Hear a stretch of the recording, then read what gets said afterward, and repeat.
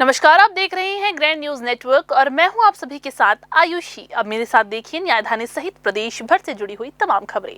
चलिए खबरों का सिलसिला शुरू करते हैं। देश भर में विश्वविद्यालय अनुदान आयोग यानी यूजीसी द्वारा जारी किए गए नए और भेदभाव निवारण नियमों को लेकर विरोध लगातार तेज होता जा रहा है। सामान्य वर्ग के छात्रों और नागरिकों ने इन नियमों को लेकर गंभीर आपत्ति दर्ज कराई है और इसे संविधान में दिए गए समानता के अधिकार का सीधा उल्लंघन बताया है। इसी कड़ी में छत्तीसगढ़ के बिलासपुर में सर्व ब्राह्मण समाज के लोगों ने प्रधानमंत्री के नाम ज्ञापन सौंपकर अपना कड़ा विरोध दर्ज कराया है। सर्व ब्राह्मण समाज के पदाधिकारियों और छात्रों का कहना है कि जिन नियमों को समानता और न्याय के नाम पर लागू किया गया है, वही नियम व्यवहार में सामान्य वर्ग के छात्रों को पूरी तरह से नजरअंदाज कर रहे हैं। उनका आरोप है कि नए प्रावधानों में सामान्य वर्ग के छात्रों को भेदभाव की शिकायत दर्ज कराने का स्पष्ट और समान अधिकार नहीं दिया गया है, जिससे वे न्याय पाने से वंचित हो जाते हैं। प्रदर्शनकारियों का कहना है कि ये व्यवस्था भारतीय संविधान के अनुच्छेद 14 के खिलाफ है, जो कानून के सामने सभी नागरिकों को समान मानता है। यदि कुछ वर्गों को विशेष संरक्षण दिया जाए और बाकी छात्रों को उसी अधिकार से बाहर रखा जाए तो ऐसी व्यवस्था को निष्पक्ष नहीं कहा जा सकता। विरोध कर रहे लोगों ने ये भी चिंता जताई कि इन नियमों में झूठे या दुर्भावनापूर्ण आरोपों से बचाव के लिए कोई ठोस सुरक्षा प्रावधान नहीं है। इससे निर्दोष छात्रों का शैक्षणिक भविष्य, मानसिक स्वास्थ्य और सामाजिक प्रतिष्ठा गंभीर रूप से प्रभावित हो सकती है। ज्ञापन के माध्यम से मांग की गई है कि यूजीसी के इन नियमों को तत्काल प्रभाव से स्थगित किया जाए, उनकी संवैधानिक समीक्षा कराई जाए और सभी वर्गों के छात्रों को समान शिकायत अधिकार दिया जाए। साथ ही झूठे आरोप लगाने वालों के खिलाफ सख्त कार्रवाई का प्रावधान भी किया जाए। यूजीसी ने जो अभी नियम लाया है वो एक प्रकार से देखा जाए तो काला कानून के रूप में ही वो भी सामने आया है और हम सभी लोग जो स्वर्ण समाज के जो छात्र हैं उनके प्रति अन्याय को लेकर एक हुए हैं। और ये सिर्फ अन्याय की बात नहीं है, अगर ऐसा देखा जाए तो ये मौलिक अधिकारों का भी हनन है और समानता का भी अधिकारों का भी हनन है। आज हम कलेक्टर महोदय के माध्यम से देश के प्रधानमंत्री श्री नरेंद्र मोदी जी को एक ज्ञापन के माध्यम से अपनी बात सामने रखना चाहते हैं और सर्व समाज जो स्वर्ण समाज है और अन्य समाज है, ठाकुर समाज, बनिया समाज और ब्राह्मण समाज के अन्य समस्त और राष्ट्रीय लेवल पे अनेक प्रकार की बैठक हो रही है और हम सब उसमें सम्मिलित हो रहे हैं और सिर्फ आज हम अपनी बातें रखने आए हैं और इसके बाद उग्र आंदोलन होगा। प्रदर्शनकारियों ने स्पष्ट किया कि ये आंदोलन किसी वर्ग के खिलाफ नहीं बल्कि संविधान, न्याय और समानता के समर्थन में है। अब सभी की निगाहें केंद्र सरकार और प्रधानमंत्री के हस्तक्षेप पर टिकी हुई हैं। कैमरामैन गोलू कश्यप के साथ भारतेंदु कौशिक की रिपोर्ट। जिले के कई निजी स्कूलों द्वारा छात्रों की अपार आईडी बनाने में लापरवाही बरतने का मामला अब गंभीर रूप लेता जा रहा है। इसे लेकर जिला प्रशासन ने सख्त रुख अपनाया है। कलेक्टर संजय अग्रवाल ने स्पष्ट चेतावनी दी है कि जो निजी विद्यालय अपार आईडी निर्माण में सहयोग नहीं करेंगे, उनकी मान्यता रद्द करने की प्रक्रिया शुरू कर दी जाएगी। ये निर्देश कलेक्टर ने जल संसाधन विभाग के प्रार्थना सभा कक्ष में आयोजित शिक्षा विभाग की समीक्षा बैठक के दौरान दिए। बैठक में जिले में अपार आईडी निर्माण की स्थिति और विद्या समीक्षा केंद्र के माध्यम से शिक्षकों की उपस्थिति दर्ज करने की व्यवस्था की विस्तार समीक्षा की गई। जिन स्कूलों में अपार आईडी बनाने की प्रगति कम पाई गई, वहां शीघ्र लक्ष्य पूरा करने के लिए आपसी समन्वय के निर्देश दिए गए।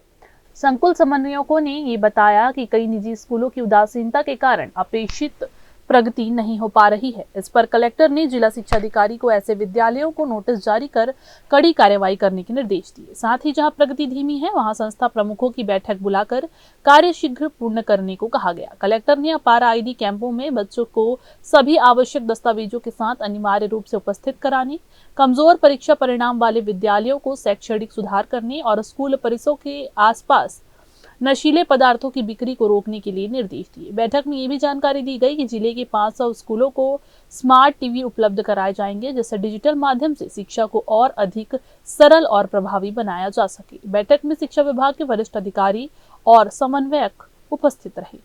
कैमरामैन गोलू कश्यप के साथ भारतेंदु कौशिक की रिपोर्ट। बिलासपुर के सिरगिट्टी क्षेत्र से स्वास्थ्य सुविधाओं को लेकर एक गंभीर और चिंताजनक मामला सामने आया है। सिरगिट्टी स्थित शासकीय शहरी आयुष्मान आरोग्य मंदिर यानी अर्बन पीएचसी हॉस्पिटल बदहाल स्थिति में पहुंच चुका है, जिससे आम नागरिकों को भारी परेशानियों का सामना करना पड़ रहा है। नगर निगम बिलासपुर के वार्ड क्रमांक 10 गुरु गोविंद सिंह नगर सिरगिट्टी में स्थित ये हॉस्पिटल जर्जर भवन में संचालित हो रहा है। अस्पताल की फर्श की टाइलें टूट चुकी हैं, दीवारों में दरार आ गई है और शौचालयों की स्थिति बेहद ही दयनीय हो चुकी है। यहाँ इलाज के लिए आने वाले मरीजों को असुविधाओं का सामना करना पड़ रहा है। स्थानीय लोगों को कहना है कि सिरगिट्टी औद्योगिक क्षेत्र होने के कारण बड़ी संख्या में मजदूर, कर्मचारी और आसपास के करीब 15 गांवों के ग्रामीण इसी अस्पताल पर निर्भर है। इसके बावजूद यहाँ बीपी, शुगर, रेबीज इंजेक्शन जैसी सामान्य बीमारियों की दवाइयां तक उपलब्ध नहीं रहती। कई बार मरीजों को बिना इलाज लौटना पड़ता है। इतना ही नहीं, अस्पताल में डॉक्टरों और स्टाफ की भी भारी कमी है, जिससे इलाज की व्यवस्था और कमजोर हो गई है। मरीजों को घंटों इंतजार करना पड़ता है या फिर निजी अस्पतालों की ओर रुख करना उनकी मजबूरी हो जाती है। सिरगिट्टी स्वास्थ्य केंद्र वर्षों पुराना है और उसके साथ अभी कुछ 2-3 वर्ष पहले शहरी स्वास्थ्य केंद्र में वो हो चुका है। मगर जिस हिसाब से शहरी स्वास्थ्य केंद्र बोला जाता है, देखने में वैसा बिल्कुल नहीं है। वहाँ जाएंगे तो टाइल्स टूटी हुई है, बैठने की व्यवस्था नहीं है, गंदगी पसरी हुई है। कभी जब औद्योगिक क्षेत्र से लगा हुआ है हमारा जो पीएचसी जो है, मगर वहाँ अगर कोई इलाज किया जाता है तो ठीक से दवाई उपलब्ध नहीं है। बीपी, शुगर, टिटनेस और जैसे कि रेबीज की इंजेक्शन्स वहाँ उपलब्ध नहीं हो पाती है। तो उसके लिए मतलब इतने साल होने के बाद भी हम लोग अगर ये राग लाते हैं, 3-3 साल हो गया, बहुत पैसा है, बहुत काम हो रहा है, एक बार उनको आकर देखना चाहिए सिरगिट्टी पीएचसी सेंटर में कि क्या हो रहा है, क्या हाल है। अधिकारियों से इस बारे में आपने शिकायत की थी तो क्या? जैसे कि सीएचएमओ मैम से बात हुई तो उनका कहना है कि दवाइयाँ हमारे पास पर्याप्त है, हम देखते हैं वहाँ आकर और इसको प्रपोजल बनाकर भेजेंगे जो टाइल्स टूटी है वो सब चीज़ के लिए। स्थानीय नागरिकों ने प्रशासन से मांग की है कि अर्बन पीएचसी भवन की तत्काल मरम्मत कराई जाए, जरूरी दवाइयों की उपलब्धता सुनिश्चित की जाए और डॉक्टर व स्टाफ की नियुक्ति की जाए। अब देखना होगा कि प्रशासन इस गंभीर समस्या पर कब तक ठोस कदम उठाता है। कैमरामैन गोलू कश्यप के साथ भारतेंदु कौशिक की रिपोर्ट। तुमसर में रेलवे इंफ्रास्ट्रक्चर को और अधिक मजबूत करने की दिशा में एक बड़ा और अहम कदम उठाया गया है। दक्षिण पूर्व मध्य रेलवे द्वारा राजनांदगांव कलमना तीसरी रेल लाइन परियोजना के तहत तुमसर रेलवे स्टेशन पर यार्ड रिमॉडलिंग का कार्य तेजी से जारी है। इस परियोजना के पूरा होने से रेल संचालन में गति, सुरक्षा और समयबद्धता में बड़ा सुधार देखने को मिलेगा। बताया जा रहा है कि 228 किलोमीटर लंबी राजनांदगांव कलमना तीसरी रेल लाइन परियोजना को वर्ष 2015-16 में मंजूरी दी गई थी। करीब 3,544 करोड़ रुपए की लागत वाली इस महत्वाकांक्षी परियोजना में अब तक 217 किलोमीटर तीसरी लाइन का कमीशनिंग कार्य पूरा किया जा चुका है। शेष कार्य भी तेजी से आगे बढ़ रहा है। तुमसर स्टेशन पर चल रहे यार्ड रिमॉडलिंग के तहत प्री नॉन इंटरलॉकिंग और नॉन इंटरलॉकिंग कार्य चरणबद्ध तरीके से किए जा रहे हैं। रिमॉडलिंग के बाद स्टेशन यार्ड में 10 रेल लाइनें और 192 रूट उपलब्ध होंगे।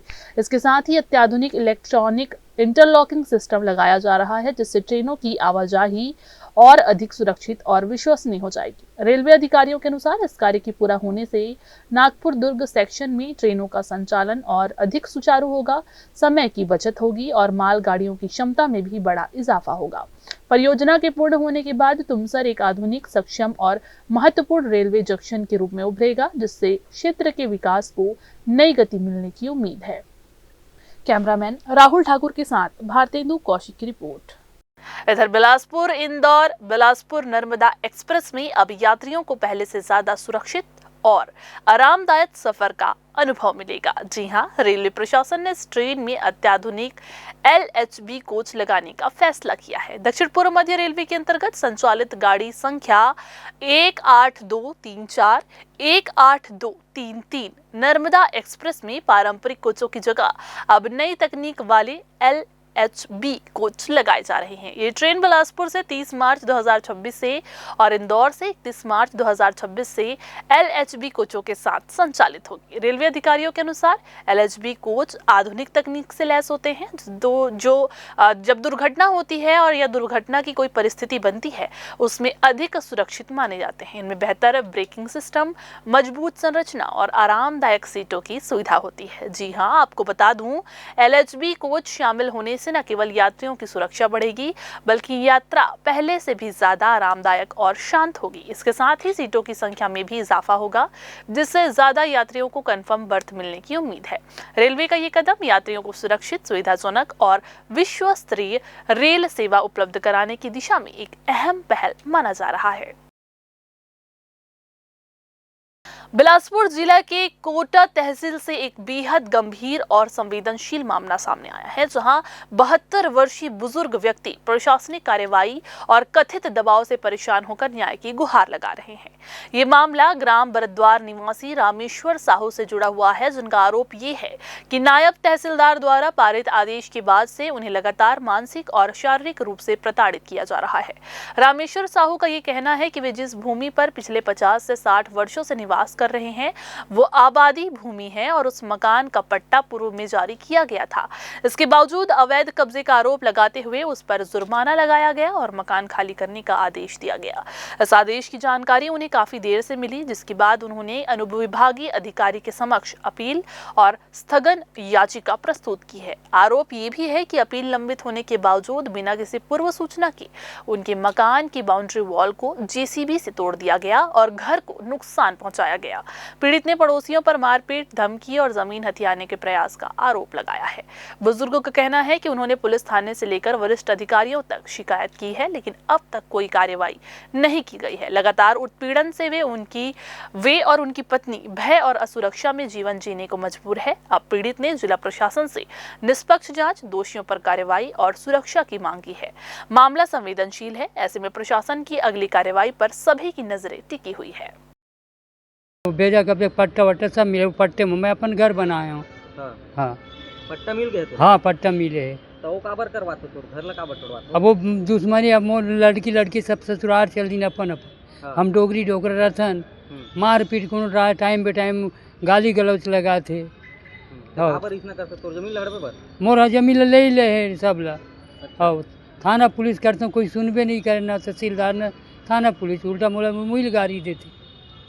हाँ तो मौका देख लगा था, मौका जाके देखा तब समझ में आ जाए सबके कि मैं अन्याय करता हूँ। तो कागे तो पुलिस वाला मैंने करवा रहे हम तहसील वसील में बात नहीं कर रहे थे। तहसील में दे रहे हो या में लेकिन सब पैसा कौड़ी मांगते, मोर पैसा गरीब आदमी, मोर पैसा नहीं। तहसीलदार में कहाँ है तहसीलदार के? हमें जानो नहीं साहब।